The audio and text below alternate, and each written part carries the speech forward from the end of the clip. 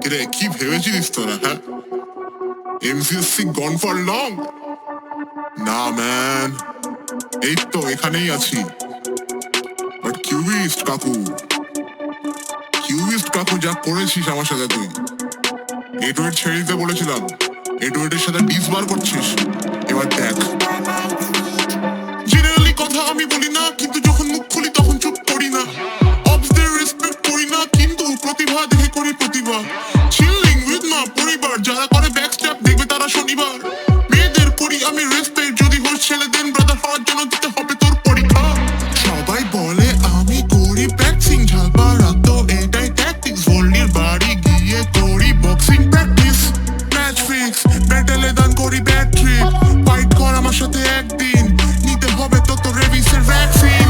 প্রশ্নটা তো 750, এই তো উইথ ক্রু মানি ভেক্টর। এমসিএসসি খাবে মাংস,